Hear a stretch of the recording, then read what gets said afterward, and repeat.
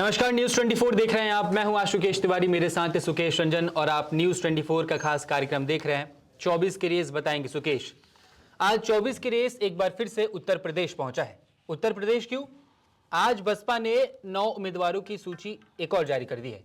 इस सूची जारी होने के बाद कुल 45 नामों के ऊपर बसपा ने मुहर लगा दी है कि ये 45 लोग चुनाव लड़ेंगे बसपा की तरफ से। अब बसपा पे आज बात इसलिए होगी क्योंकि बसपा को लेके एक धारणा बनी हुई है कि बसपा कमजोर होती जा रही है, धीरे धीरे वो पीछे होती जा रही है और जैसे जैसे बसपा कमजोर होती जा रही है वैसे वैसे उसका फायदा बीजेपी को मिलता जा रहा है। यानी हमेशा से हम देखते आ रहे हैं, सर ने भी कई शो में बताया है कि जो बसपा के कोर वोटर्स थे वो बीजेपी के वोटर्स में कन्वर्ट हो रहे हैं।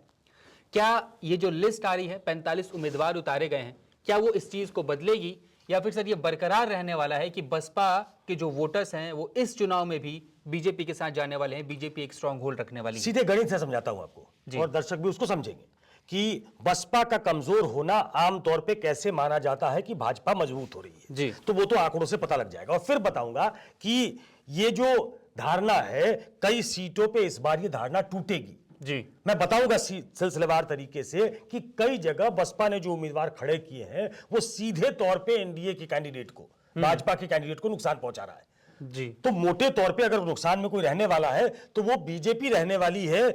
बसपा के कारण कितनी सीटों पे ये बताऊंगा, क्योंकि 73 सीट 2014 में 64 सीटें, बाद में उसकी संख्या बढ़ गई उपचुनाव में, लेकिन 2019 में 64 सीटें।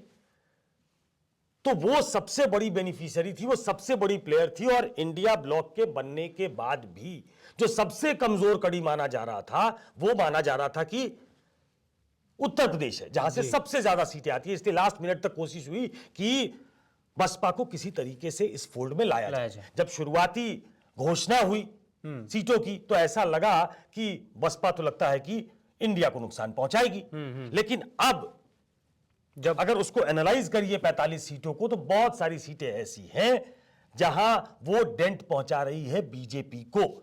उस पे आते हैं, लेकिन कैसे बसपा का कमजोर होना वो मजबूत कर रहा है बीजेपी को ये समझाता हूं अपने दर्शकों को। अब अगर आप, मैं 1996 से बताता हूं, 1996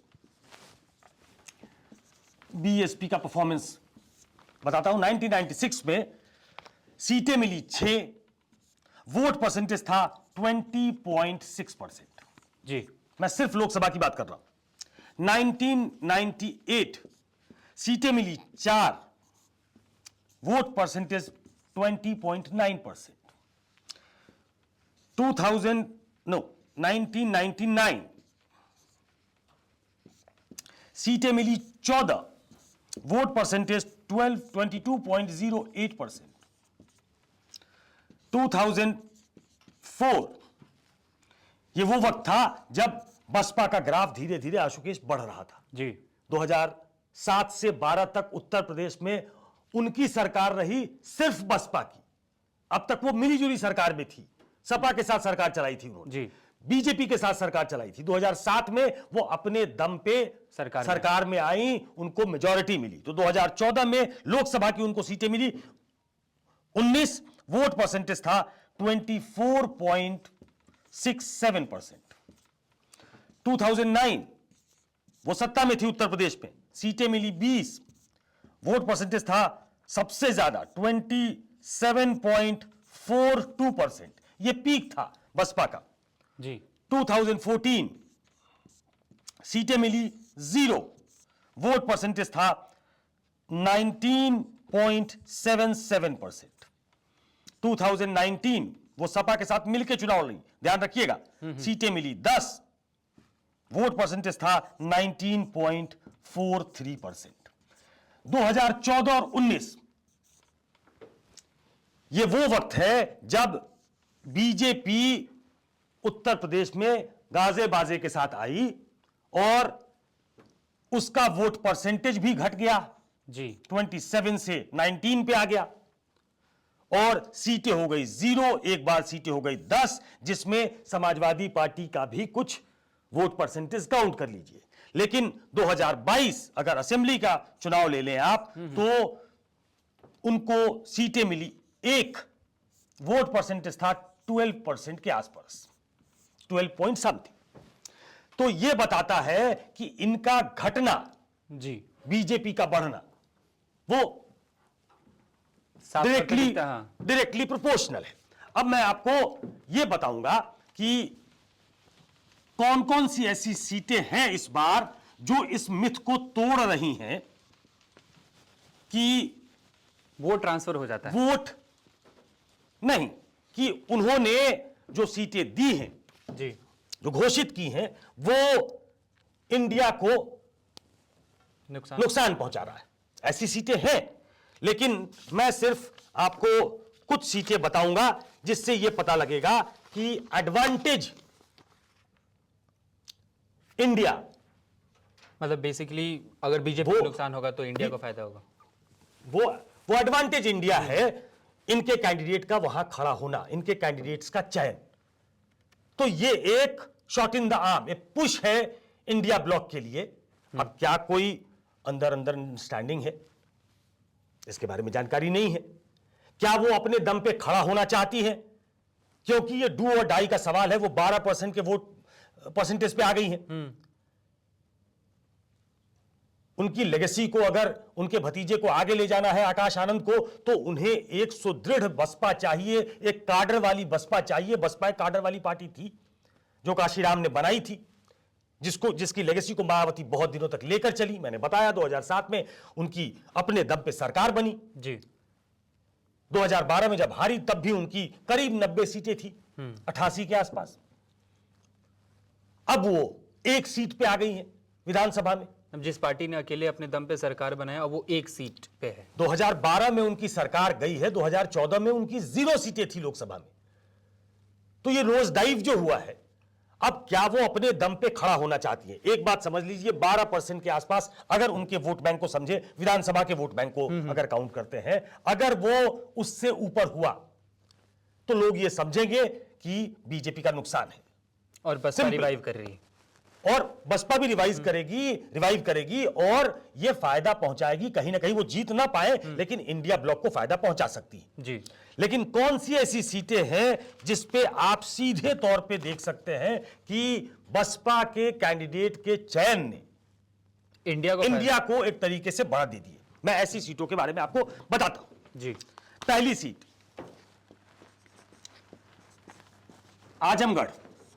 आजमगढ़ आशुकेश जी, निरहुआ जो भोजपुरी स्टार है, उन्होंने ये सीट जीती है पिछली बार। धर्मेंद्र यादव को उन्होंने हरा दिया था उपचुनाव में। जी। अब यहां पे भीम राजभर को, जो उनके पूर्व अध्यक्ष हैं यूपी के, भीम राजभर को बसपा ने चुनाव मैदान में उतारा है। यह राजभर के साथ गठबंधन के बाद राजभर वोट कायदे से बीजेपी को पड़ना चाहिए, लेकिन राजभर का यहां उतारना वो सीधे तौर पे बीजेपी के वोट बैंक में सेंध लगाने की कोशिश है। जी।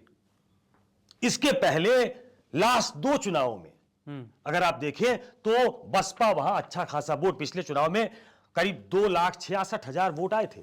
गुड्डू जमाली, मैंने कल भी उनका जिक्र किया था, अब वो सपा में आ गए। अगर किसी मुस्लिम को वो उतारती तो दलित और मुस्लिम एक साइजेबल चंक होता है जो नुकसान पहुंचा सकता था जी इंडिया ब्लॉक को।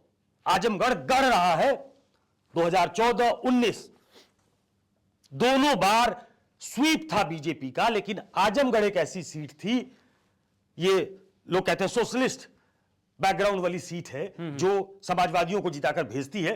तो यहां से बीजेपी परचम नहीं लहरा पाई। उपचुनाव में निरहुआ जरूर जीते क्योंकि गुड्डू जमाली ने बहुत सारे वोट काट लिए थे। अभी भी असेंबली में समाजवादी पार्टी का परफॉर्मेंस वहां बहुत अच्छा है, 5-5 सीटें मेरे ख्याल से वो वहां जीत कर आते हैं। तो आजमगढ़ एक ऐसी सीट है जो नुकसान पहुंचा रही है वो बीजेपी को। दूसरी सीट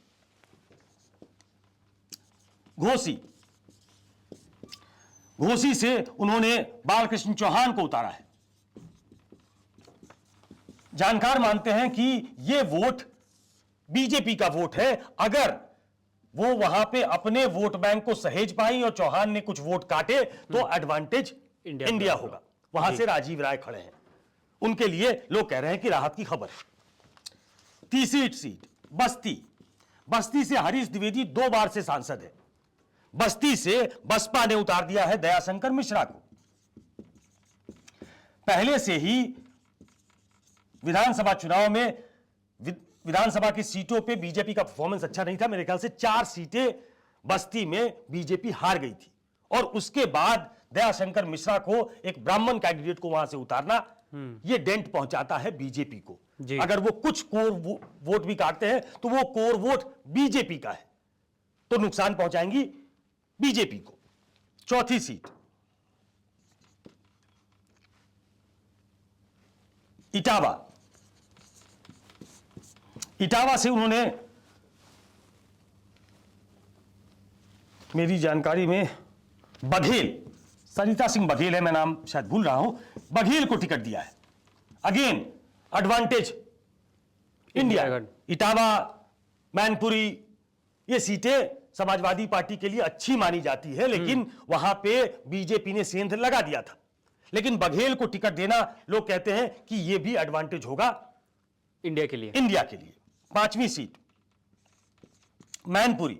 मैनपुरी से पिछली बार 3.25 लाख से ज्यादा वोटों से डिंपल जीती थी। इस बार उस सीट पे बहुत तगड़ा मुकाबला देना चाहती थी बीजेपी, चाहती है बीजेपी, मैं अपने आप को करेक्ट करता हूं। वहां से गुलशन देव शाक्य को उम्मीदवार बना दिया है बसपा ने। अब यहां पे ठाकुर वोट है बीजेपी की तरफ से, ठाकुर उम्मीदवार है। शाक्य वोट ऑफ लेट बीजेपी का वोट बन गया है जी। तो ये अगर वोट काटते हैं और दलित वोट इनके साथ, कुछ चंक अगर इनके साथ गया, तो ये भी एक साइजेबल चंक होगा और नुकसान होगा बीजेपी का। समाजवादी पार्टी का कहना है कि एक ऐसी सीट है जहां पे बीजेपी बुरी तरीके से हारेगी। बीजेपी मैनपुरी में जीतना चाहती है। समाजवादी पार्टी के सोर्सेस का कहना है कि यह उनकी आज की तारीख में सबसे मजबूत सीट हो गई है मैनपुरी, शायद इसलिए क्योंकि शाक्य को मैदान में उतार दिया गया है। छठा, अब मुजफ्फरनगर। मुजफ्फरनगर बीजेपी की ऐसी सीट है जिसने, जहां से संजीव बालियान खड़े होते हैं, वो केंद्र में मंत्री रहे, उन्होंने अजीत सिंह जैसे कद्दावर नेता को भी हरा दिया। मैंने कल बताया था कि वहां पे संगीत सोम, हाँ, उनके साथ उनकी बहस, वो उनकी बहस, हालांकि उसके बाद उनकी चुप्पी है, लेकिन पार्टी में सब कुछ ठीक ठाक नहीं है। लेकिन मुजफ्फरनगर से बहुत टैक्टफुली, मेरे ख्याल से दारा सिंह प्रजापति, ये प्रजापति जो वोट बैंक है, ये भी आज की तारीख में बीजेपी का वोट बैंक बताया जाता है। तो अगर यहां पे थोड़ा बहुत नुकसान प्रजापति ने किया, तो क्लोज कॉन्टेस्ट रहा है। पिछली बार भी वो शायद 6000 वोटों से जीते थे जी। तो पार्टी में अनबन होना, उसके बाद से, और उसके बाद से प्रजापति का मैदान में उतरना, ये उनको एक टफ टाइम दे सकता है। एक और सीट मेरे दिमाग में आती है, कैराना। कैराना से श्रीपाल सिंह, इनको उम्मीदवार बनाया है बसपा ने।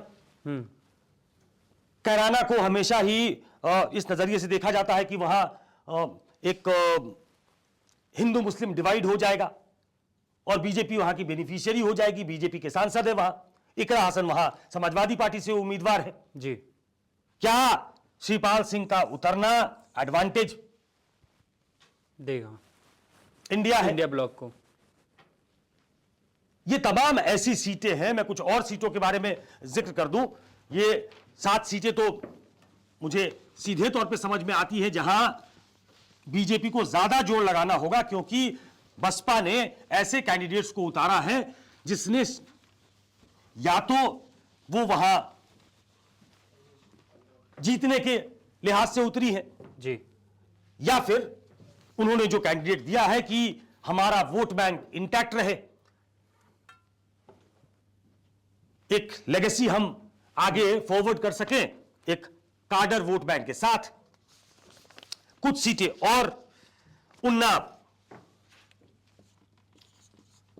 उन्नाव की सीट पे बीजेपी के कैंडिडेट हैं साक्षी महाराज जी। बीजेपी, बसपा ने वहां से अशोक पांडे को टिकट दिया है। अब थोड़ा गणित अगर समझाऊं, वहां दलित जो है आशुकेश जी, वो 24%, ब्राह्मण है 11%। अब किसी ब्राह्मण को टिकट देकर क्या वो दलित बैंक वोट बैंक के साथ पिक्चर में आती है यहां? जी, क्योंकि दलित वोट बैंक उनका रहा है, ये ब्राह्मण को भी खींचना चाहती है। ब्राह्मण को अगर अपने साथ लेंगी और अगर ये फॉर्मिडेबल कैंडिडेचर इनका होगा तो दलित उनके साथ ऑब्वियसली आ जाएगा, ऐसा उनका मानना है। और इसलिए साक्षी महाराज जो एक मजबूत कैंडिडेट हैं बीजेपी के, उनको परेशानी हो सकती उनको परेशानी हो सकती है। दूसरा, अलीगढ़ में सतीश गौतम है बीजेपी की तरफ से, बसपा ने वहां से उतारा है हितेंद्र कुमार को।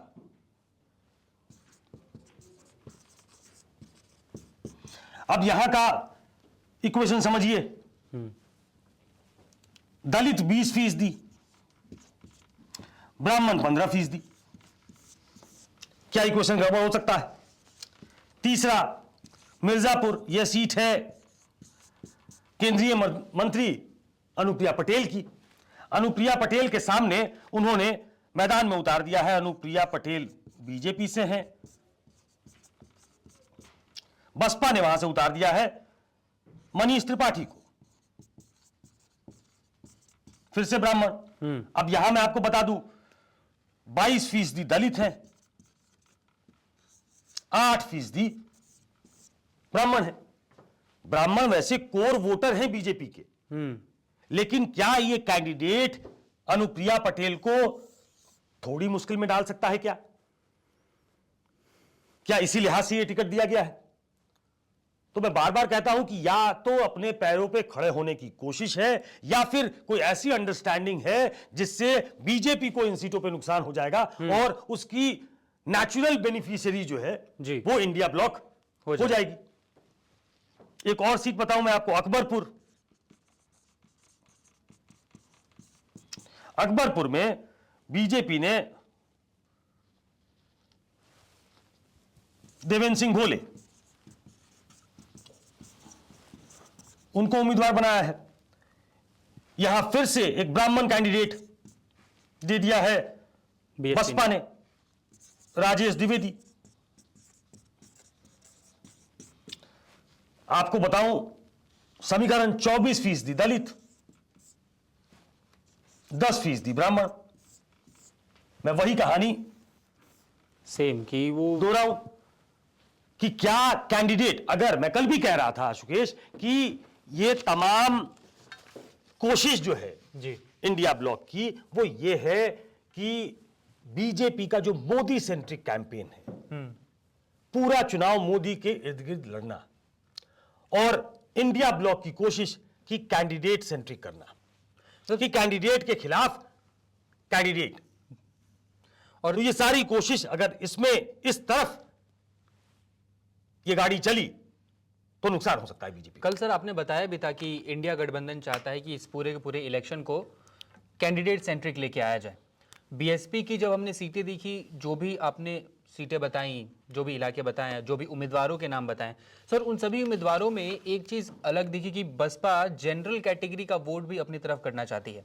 अगर आप बीजेपी पे वॉर करने का भी देखें कि हाँ, बीजेपी के पास हमेशा से ही बोला जाता है कि बीजेपी के पास जनरल कैटेगरी के वोट्स होते हो, चाहे ब्राह्मण हो, राजपूत हो, क्षत्रिय हो, कोई भी हो।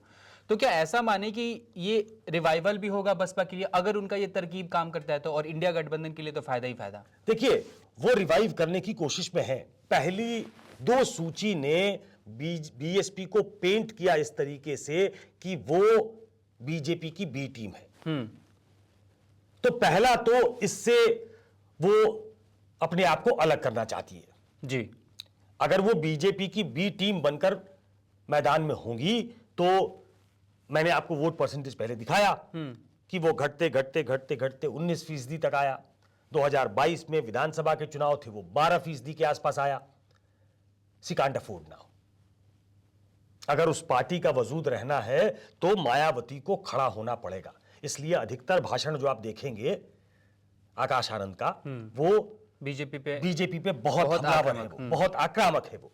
तो ये खड़ा होने की भी कोशिश है, और इस खड़ा होने के क्रम में जब कोई पार्टी खड़े होने के क्रम में जब ये चुनाव लड़ेगी, तो कहीं वो सपा को, कहीं वो कांग्रेस को, कहीं वो बीजेपी को नुकसान पहुंचाएगी। मतलब ये फ्री एंड फेयर गेम की तरह सामने आ रहा है। और चूंकि मैं कह रहा हूं कि बीजेपी वहां सबसे बड़ी पार्टी के तौर पे है, 73 और 64 सीटें 2014 और 19 में वो जीती है, इसलिए उसका सबसे बड़ा नुकसान अगर किसी को झेलना पड़ सकता है तो वो बीजेपी है। मैं एक और चीज बता दूं, जो हमारे दर्शक पॉलिटिकल है उनको मालूम है, 21% दलित आबादी है, जिसमें करीब 11% जाटव है।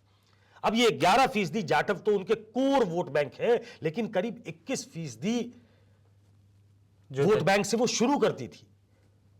और ये ब्राह्मणों पे कई जगह जो दाव है वो इसलिए है क्योंकि 2007 में ब्राह्मणों को अपने साथ लेकर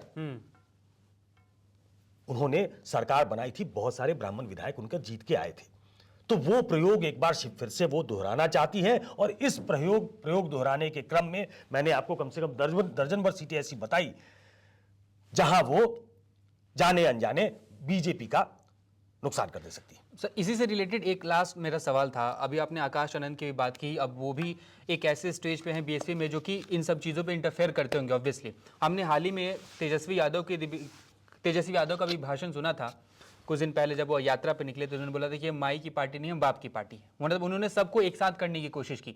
क्या बीएसपी भी अब आगे चल के ये बताने की कोशिश कर रही है कि हम दलितों की बात तो करते करते अब जो जनरल कैटेगरी के वोट्स है, जो स्वर्ण जाति के वोट है, वो भी हमारे साथ है, क्योंकि अब हम भी उनकी बात कर रहे हैं? It's too early to predict. देखिए, दोनों राज्यों में और दोनों पार्टियों में एक पैरेलल नहीं खींच सकते आप। जो कोर वोट बैंक आरजेडी का है वो उन्होंने इंटैक्ट रखा। जो इक्वेशन है मुस्लिम यादव का, उसमें बहुत हद तक टूट नहीं होती थी जी। वो विनिंग प्रोपोर्शन ना हो, क्योंकि उसका मैक्सिमम चंक ईबीसी चंक बना के दलितों में महादलित बनाकर उसको नीतीश कुमार ले उड़े थे। उन्होंने अपना होल्ड वहां कायम रखा था। बीएसपी ने अपने वोटों पे होल्ड नहीं रखा, कमजोर कर लिया है जी। वो ड्रिफ्ट कर गए हैं बीजेपी की तरफ। आगे उनका प्लान क्या है? वो प्लान बी हो सकता है, वो प्लान सी हो सकता है कि वो दूसरे समुदायों को अपने साथ जोड़ेंगे।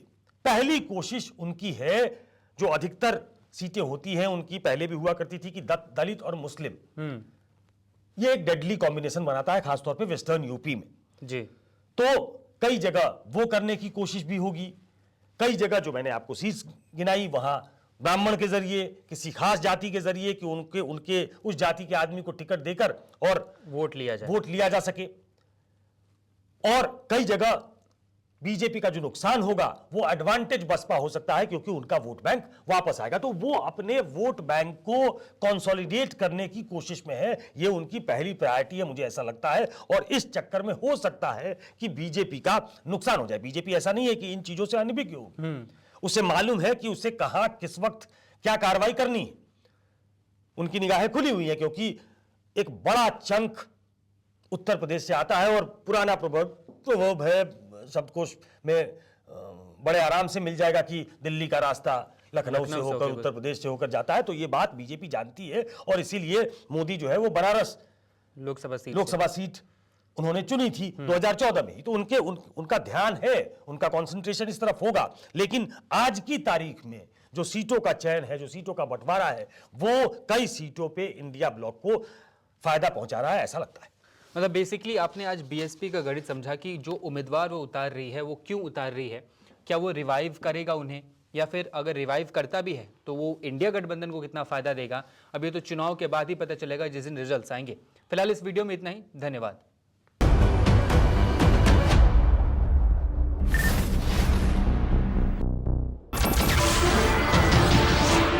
नमस्कार, मैं हूं मानक गुप्ता। अगर आपको हमारा ये वीडियो पसंद आया हो तो इसे लाइक और शेयर जरूर करें, और हां, हमें सब्सक्राइब और फॉलो करना ना भूलें, ताकि आप देश और दुनिया की कोई खबर मिस ना करें। तो जुड़े रहिए हमारे साथ और देखते रहिए न्यूज़ 24।